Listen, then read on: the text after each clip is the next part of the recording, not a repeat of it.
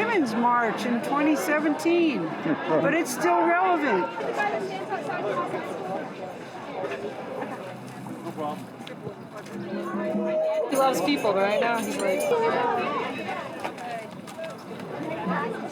Howdy doody. You want to get some food? You'll be on the first floor or second floor.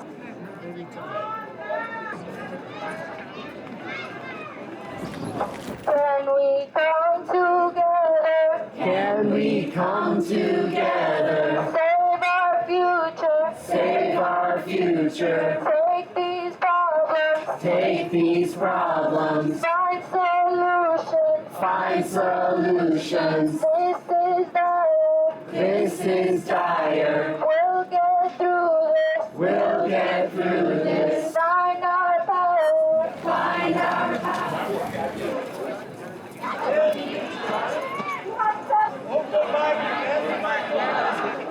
Ever since I was a young child in the 60s, I've been watching the degradation of our planet. And throughout, I just keep getting more and more frustrated, sad, to a point of depression because of what's going on in our environment.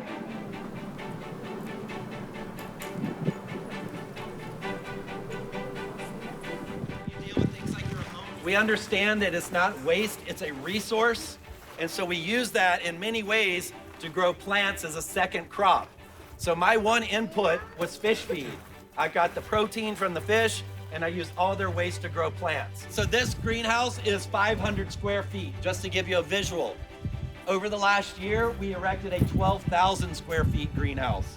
That's what I'm about to show you. That's the highlight of today. That's why we held an open house here.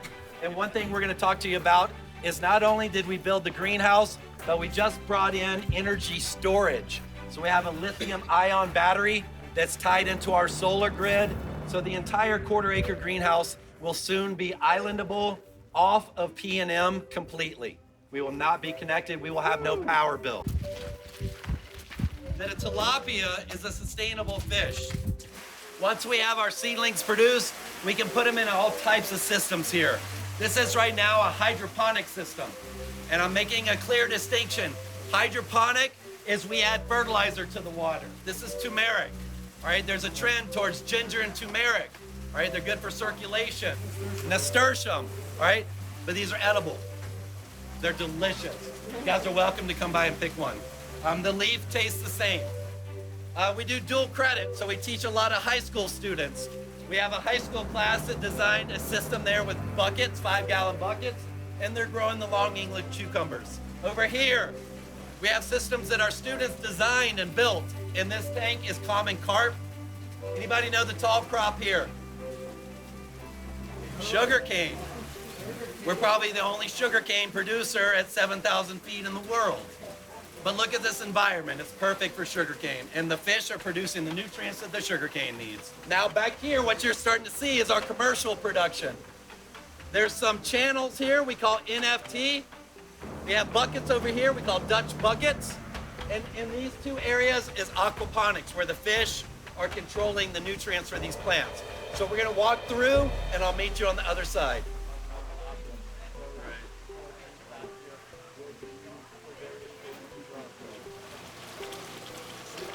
Without getting all wet. Got it. You can let that open again. Oh, you did that on purpose. That's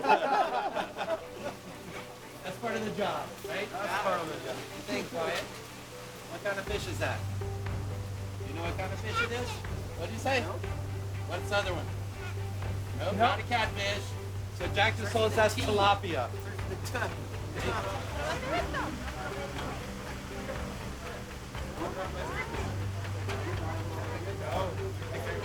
Just not the top fin, because those are sharp. But on the side, you want to touch him? Touch him! Touch him! Nice. How long did it take you from hatchling to that? 4 months. 4 months. He's about 4 months old. 4 months. But if you see how our plants, filter the water, this water's very, very nice. It's very clear, very clean. Almost like mountain spring. Yeah.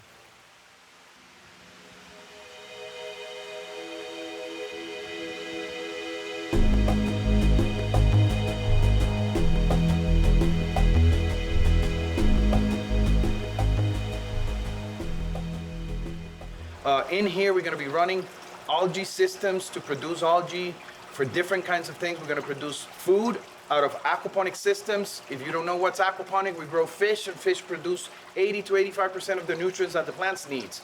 And the plants become the filter of that system. So it's a natural and an organic way of growing. But we have a commercial unit that have 185 buckets. So we're gonna produce a lot of plants, a lot of tomatoes and a lot of cucumbers for the same college. So we're gonna be producing here most of the food that the culinary department is gonna be using for our students to learn how to cook and to eat. So yeah, I'm excited, I'm way excited. This greenhouse it's breathing, it's a living thing. It has a computer, so whenever it gets too hot, it turns fans in and it cools down. Whenever it gets too cold, it have heaters and it heats up, so it's a living greenhouse.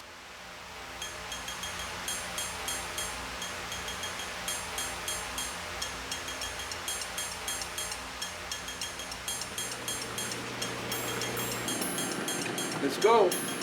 First harvest for the kitchen. Margaret, first harvest for the kitchen. Congratulations. Yeah. Oh, that smells so good. Uh-huh.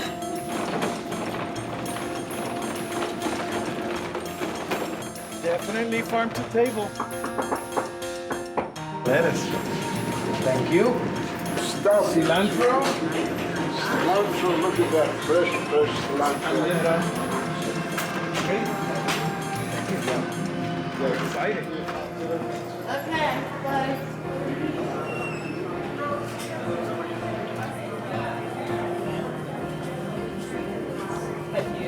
Yeah, classic.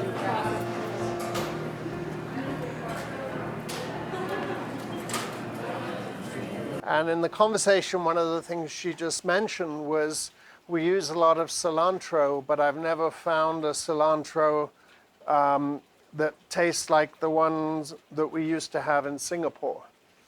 So I thought, well, it could be fun to see if we could find that for her, grow it, and get her excited in that as a source of herb for her restaurant. And what I learned very quickly is there's really one cilantro species.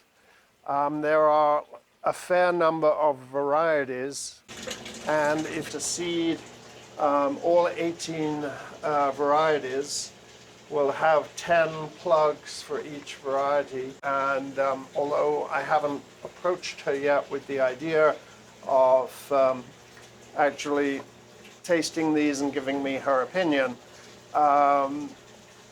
it would be a fairly fun thing, I suspect. And maybe we can recruit some other chefs. And in this revised experiment or repeated experiment, we are going to take half of the plants and grow them aquaponically in deep water culture beds, and half we will grow hydroponically. So this is the plug. It's been growing from seed to this point. You can actually see the remnant of a seed on one of the primary leaves there for the last 4 weeks. And there's quite a healthy root growth with the main tap root and small auxiliary roots. This will now go into the net pod, and these will reach down and find the water and continue to grow along the bottom of the growing tray.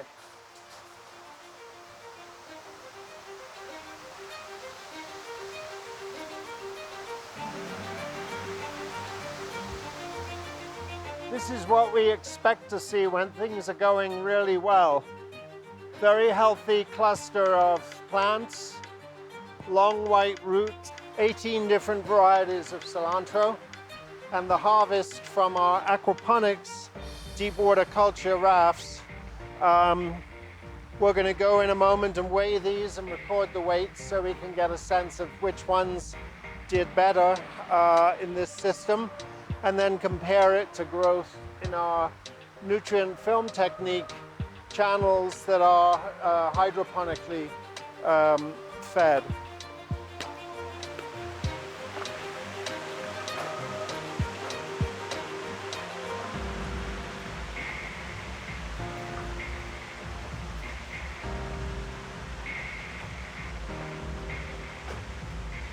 These are spindlier. They're tending to grow out in more of a splayed formation.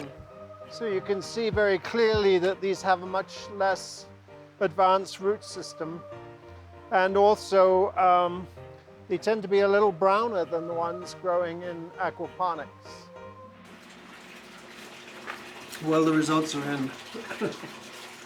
Totaling up the weight of the plants, the aquaponics plants weigh a total of 2.853 kilograms, representing 98 grams per plant on average. And on the aquaponics, the hydroponic side, 1.255 kilograms, coming in at 48 grams per plant, representing a twofold greater weight in the aquaponics system on average. Which is pretty significant. Graciously allowed us to use the pastry. Nice.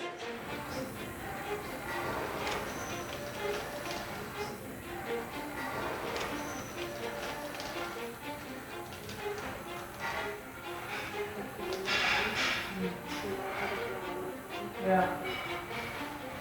You can come and taste this? Yeah. Please. Cool. I'm Andrew. I'm Chloe. Nice to meet you. How are We you? grew 18 different varieties of cilantro in aquaponics and hydroponics.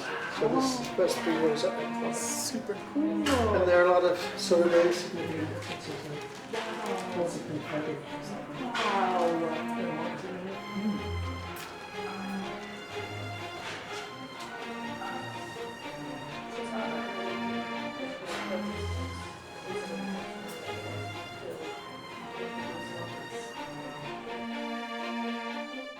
This is my treadmill desk, and I can work at my computer and walk at the same time. One of the things I was concerned about is not just the impact of energy use on climate change and obviously water issues here in the Southwest, but the connection to food and the amount of energy that we use when we eat food and the amount of water that the food we choose to eat uses.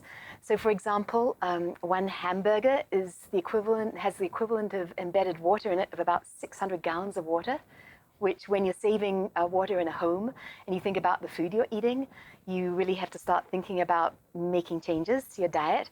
And so I switched to eating a whole food plant-based diet, which is where you basically just eat plants and vegetables, because it was best for the environment. Eating higher up the food chain, eating animal products uses a lot more energy, a lot more water. It's also a lot healthier to eat lower down on the food chain. And so I started eating that way years ago, and since then I've started teaching classes here at the community college for both employees and staff who work here, and then also in the continuing ed program, teaching plant-based nutrition and teaching people how to cook. Because part of the problem with people who want to make a switch to their diet is they have no idea what to eat apart from just eating a salad.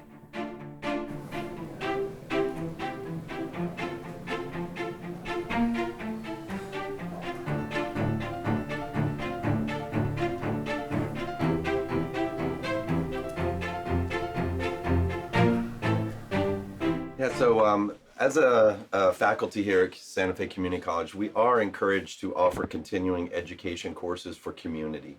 The focus of a CE class is a crash course. It could be a 1-day, it could be a 2-day.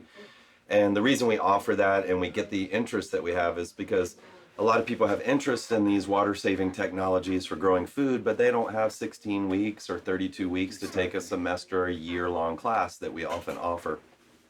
So this gives them an opportunity to come in, and what Pedro and I focus on are the nuts and the bolts. Learn the basics and the main things and how to build a small system and so they can start. And if they really want to get into studying later on, they can do it. But I would say the makeup of this course is similar to other courses where we have a diverse group sitting in front of us from, we had one gentleman here from California that has had, I would say 10 years experience in aquaponics. And we had a lady in class today that had no experience. She's never planted a seed before. But I do think that we sparked the interest in that person, that small scale grower, and I think she'll be one of the first to leave class and actually build a system. Yep. Before today's class, she's probably never picked up a power tool. Yeah. So by pushing the power tools into their hands, we're kind of breaking that fear, that phobia of actually cutting a pipe, gluing something together. So we, in many cases, we make those students do most of that work. And so she picked up skills right away, and that she's going to go home and most likely start a system. I expect I'll hear from her within a week, either asking for more help or she'll be bringing community members through here, giving tours. So with that in mind, I'd like to tell people everything I do is recruiting. So as I hold a course like this for community, it was only 11 people in the community, but now they're all going to go spread the word, and then they're going to spread the word. So I think we'll get students out of these courses, but really our goal was to get practical basic skills in the hands of new growers and let them start playing. Anybody can take the class. It doesn't need to be, any age. The coolest thing to see is when people start building their own systems and they start seeing how it works and making it work and getting plants coming out of the system. So that's what I enjoy. So people see this kind of activity. We post this on social media. We post it through different farm organizations. So the word's getting out there. The master gardeners are starting to pick this up. We've been thinking about getting more advances CE classes other times to see if we get more people coming. Maybe more focus on hydro and other ones focus on aquaponics or soil beds or things like that.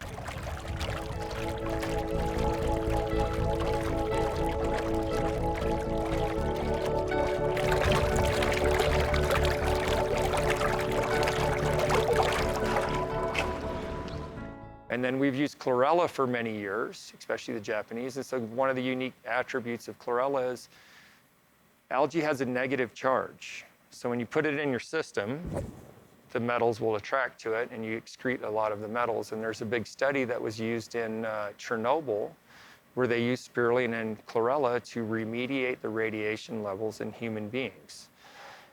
The Japanese are also doing that now after Fukushima. So those are 3 just algae products, but they're making, so if you think about algae, it grows 40 to 400 times faster.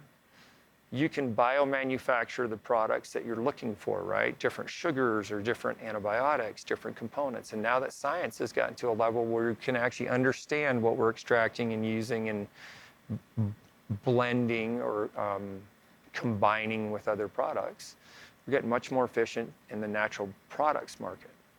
Well, I mean, algae, so if you look at a pond and it's green, it means it's got sunlight and it's got nutrients.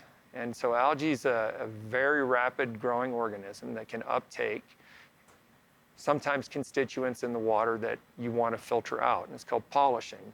So in the wastewater industry, when you have a pond at your wastewater facility, the microorganisms are doing the work to suck up the nitrogen and phosphorus so you can discharge that water, right? So they're sucking up the nutrients. At the same time, they're sucking up a lot of the metals and other components. So algae's long been used as a bioremediation tool to clean water and polish water. And it's we have some experience in the oil and gas industry using produced water to grow algae. We're getting into some mining experience with some larger companies trying to bioremediate some water here in New Mexico so that we can remediate some land, which is kind of significant. The project we're working on this morning is for using algae to remediate water from, remediate groundwater from old mining sites and seeing, quantifying how much metal could be taken out of that water and how clean it could be made for then remediating the landscape itself and providing a hopefully more lush environment so that those blasted mining sites can come back to life.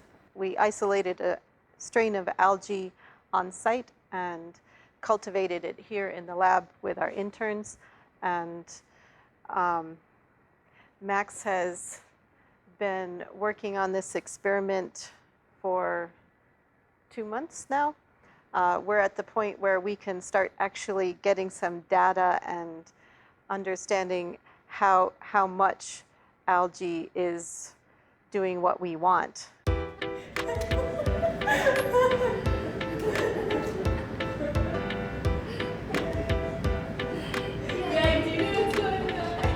So this is Annie Padilla.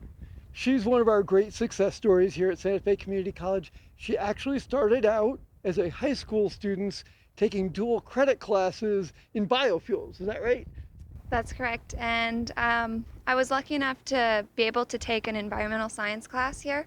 And that led me to the biofuels program. And then after the biofuels program, I saw what opportunities they had as far as environmental science and off-grid lifestyle. So then I took the solar program and loved that. And then I found the CEA, which was Controlled Environment and Agriculture, and fell in love with that as well. And I'm about to graduate with my CEA certificate and associate. So my name is Zachary DeLay. I am a current student here at the community college. I've been going to school since 2016 here. And since we actually get a chance to really do hands-on work here in the lab especially, this actually pertains to anything I'm doing out in the real world too. So all these skills and everything that I'm learning here, and anybody who's back here will be able to take a position as like a biotech or any kind of lab tech position. All right, I'm Zanzia Eklund, and I'm one of the student interns on the BHP project. So what we're doing is seeing what algae can grow in the water from Ambrosia Lake, and we're trying to see which algae can take the heavy metals from Ambrosia Lake. Okay, so currently we're working on that BHP Bulletin project, which is the Ambrosia Lakes area in New Mexico, Grants, New Mexico, and it's a legacy site for uranium mining. So our part of the project, we have other affiliates. The National Renewable Energy Labs is managing this project for BHP. We're working with NMSU, who's doing some plant growth trials in their soil, and then we're also working with Oregon State that does all the nuclear testing or radioactive soil testing for us. So, we're the local boots on the ground, New Mexico frontline, trying to use algae to remediate the Ambrosia Lakes aquifer so we can bring the water back down below background so it can be applied for the soil. And we've been working on this about a year. Plants are growing, they're getting plants to grow, the algae's growing. This is a biofuels project originally in the vision of NREL and BHP. They're going to take the oil out of the algae, which is not contaminated, and turn it into a biofuel. Then they're going to reduce the rest of the material by making energy and get the offending materials out of there, the radium and uranium out of the water, and be able to clean up the land by using the water on the land, grow land crops, same thing as the algae, growing land crops to produce oil seeds at the same time of producing biomass that will hold the remediated radioactive material and then reduce it down to a smaller component. So it's really an energy project at this point. We're a go again for 2020 since we hit all of our benchmarks this past year. So we're really excited to keep our students involved in it and do something relative here in our state. This adventure started in about 2011. So locally I sell to Santa Fe Farmers Market. On Saturdays I'm out there, and then nationally through my website. I ship it all over the place, and just actually recently started selling in Europe now too. I'm the only one in New Mexico doing this right now.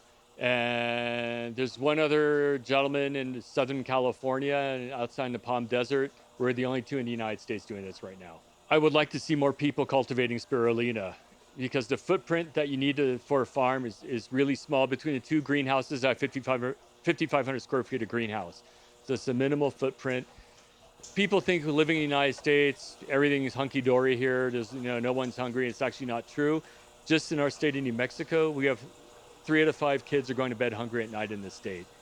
And I don't need to be going to Africa or India to help feed people. We need to be doing it right here, and that's what I'm part of. Finding a piece of land, that was really, really difficult challenge. And that's why I'm grateful to the college to have stepped up here and because I was kind of ready to leave the state.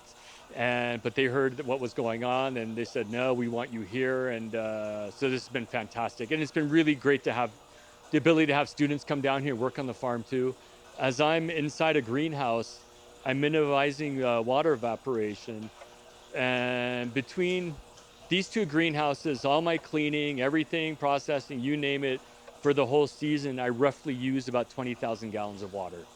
It goes through a 50 micron mesh. So all the spirulina is caught up in that mesh and the water gets recycled back into the system, into the ponds. You take that spirulina, we press it to eliminate roughly 80% of the water, and that we make into spaghettis that then ends up, and once the spaghettis are dry, it's about 4% water content left in the spirulina, between 3 and 4%. And that's your end product. And you put that through a food processor, if you will, and you come up with the little sprinkles, and then it's packaged and ready to be tossed into your smoothie.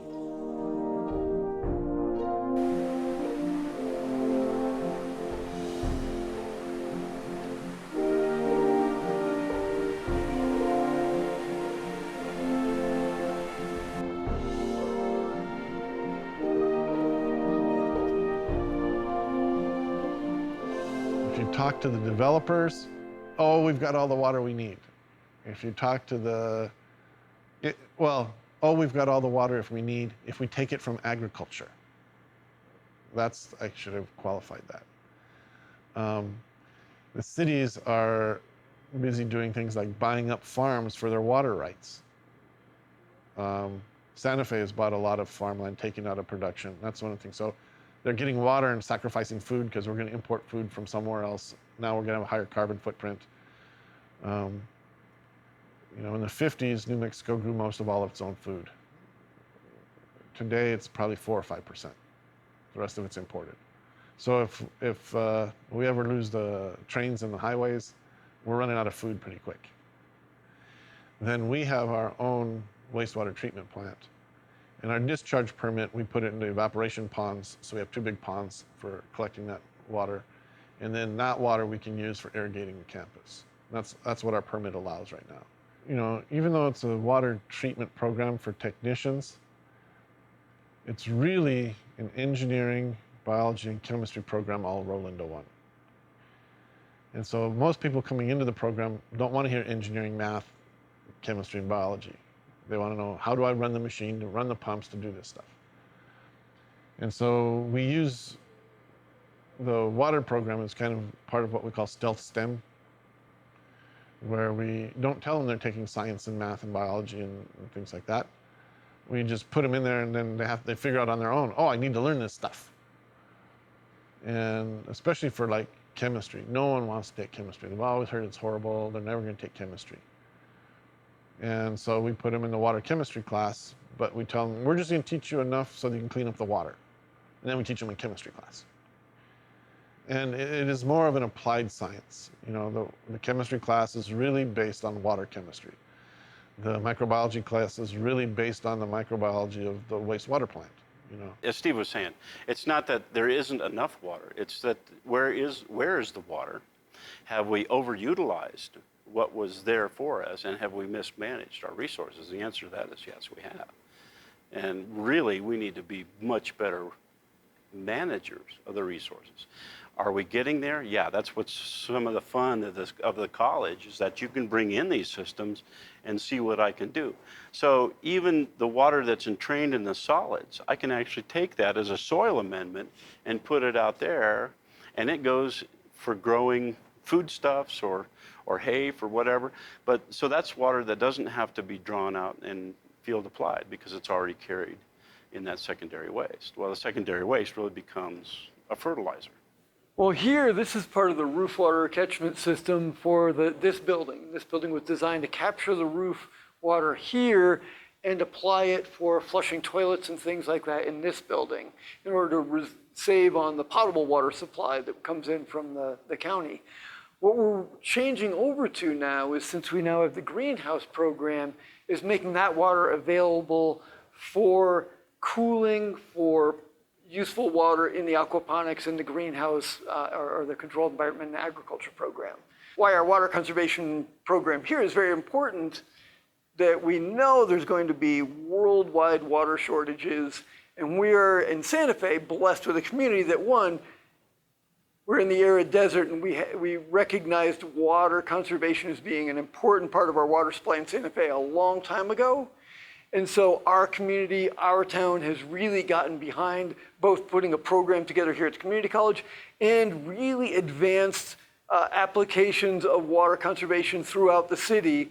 And so we are now a model nationally, and we're trying to take the models and the steps we've taken here and use those as part of our teaching, that we can share that nationally, internationally. We're working on putting all of these programs for water conservation as online classes, so you don't have to be in Santa Fe in order to take them, because we know we have a great resource for that. We also like to be a test bed, looking at opportunities and testing out ideas that some of the people in our water conservation industry, from roof water catchment, water treatment, and get all those ideas and allow this to be a place to testing. 3 years ago, the amount of water consumed by electricity generation passed agricultural water consumption.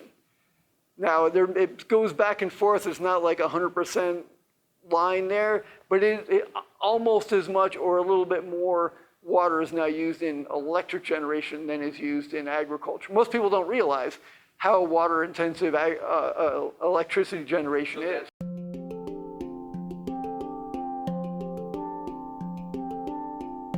One of the things that Luke and I specifically talk about now is finding the funding to build this energy storage and microgrid training center, basically actual equipment that students can put their hands on, so that when they go out into the world and they want jobs with companies like Siemens or P&M or a lot of like industrial automation type stuff, facilities management, they will have had a real system to put their hands on, and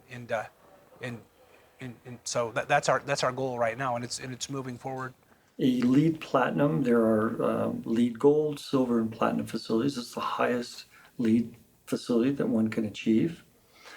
The building is a self-sustained facility in that it is solar heated and cooled. So the building is able to produce and generate its own energy to cool it in the summertime and heat it in the wintertime. It's an incredible teaching tool for students, and that's really, again, part of my vision is to involve students in every part of capital infrastructure that the college invokes. So if we design a new facility, if we construct a new facility, if we renovate a facility, it's our goal to include the students so they not only learn for the process of design and construction, but they also can use that facility as a teaching tool down the road for whether it be for plumbing, electrician, sustainable growth. Specifically, Sandia National Laboratory is working with us on what we call a nanogrid, which is part of our campus microgrid. A nanogrid would be one source of distributed energy. There will be a number once we evolve to a full microgrid. And Sandia National Laboratories has been very advantageous partner in that they are actually going to help us with our stored energy, our battery. And they are actually helped us with funding that battery, and they will help us to look at that battery in full operation and take that data and perfect the operation of that battery over time. The nanogrid, which again is designed to serve as a distributed energy system for the greenhouse, which is a new facility we built. It's 11,000 square foot controlled environment greenhouse. The battery has been coupled with the photovoltaic system. We have a 14,000 watt or 14 kV PV system that is energizing that greenhouse. We'll ultimately have switchgear that the greenhouse will be hooked up to along with that photovoltaic system. We're going to operate these facilities to the best of our ability so we don't impact the climate.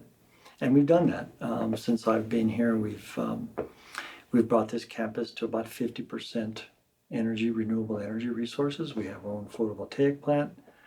We have solar thermal systems on campus. We have geothermal wells on campus. We have the entire gamut of renewable energy resources, and we use those resources. So we have a low impact to climate, and we in fact try and not impact the climate to the best of our ability. And that's what it takes to be a sustainable college.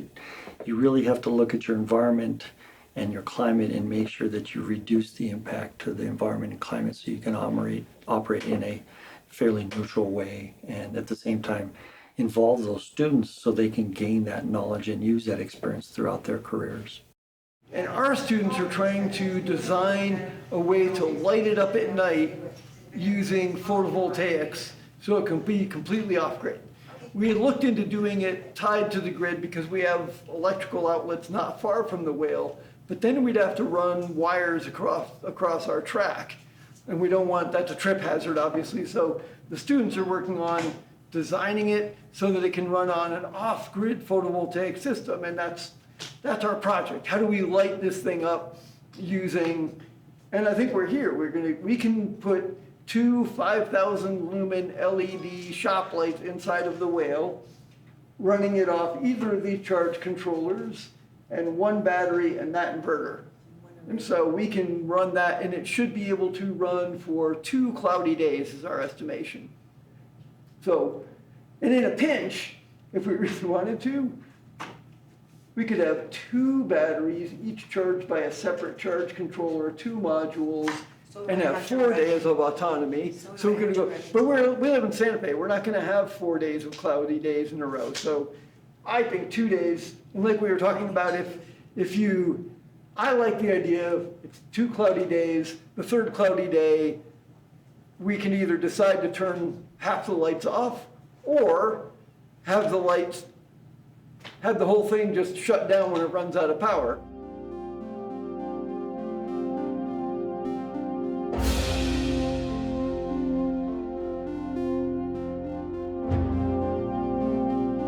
Seems to me both faith and science work together to help offer opportunities for the human mind and spirit to engage in positive thoughts about the future that are of such a nature that they motivate those humans to do something differently than what they are. Go back to the creation, fall, redemption. Well, how do you motivate people to live differently than the way they're currently living if you're not giving them hope that this is what will help not just my life, your life, but the next generation's life. You know, part of this whole discussion right now is, can we live in such a way so that our great-grandchildren have an earth that's habitable? And we're not going to be able to do that if we don't have hope. So its gift is to help us address the future. There are more people around the globe more committed to addressing these earth care issues than there are here. Now, it doesn't mean that people in the United States, they don't talk very much about it. They believe that, the earth is warming, climate is changing, and most of them believe, well, that's going to affect me, not just the people on the other side of the globe. But they don't get around to talking with anybody. 66%, according to a Yale study I heard about, don't ever mention climate change to their neighbors in any kind of a conversation. We must do better than that and join the rest of the world community in this paying attention to such a critical development in our lives. And if you look at how the program's grown in 8 short years, it's amazing that we have the infrastructure of this building and all of these programs around it, right? So when you say, what are we going to do over the next 10 years? Hopefully we evolve as much as we did in the past 8 years. You know, maybe NTX Bio out here, I keep teasing them that they're going to come up with some kind of inoculation to make us more compassionate, empathic human beings and realize what we have around us. They keep laughing and they're like, is that a sobriety treatment? Or no, it's just, how do you get human beings to kind of pull it together at this point? So, you know, for us, it's not technology anymore. It's kind of the human experiment, watching what goes on. And, you know, I think you've learned in the last year, you can walk around and all of these are kind of validated technologies. Countries are using them, big corporations use them, small farmers use it, and, you know, cities use it. So these are all applicable skills for people. And I think as we get into, you know, I've been pitching for 8 years that if you're in food, energy, water, or waste, you're actually going to have a job for a long, long time because those are critical issues. You know, whether you're turning the waste into energy or a downstream product, those will be valuable jobs over the next 10, 15 years.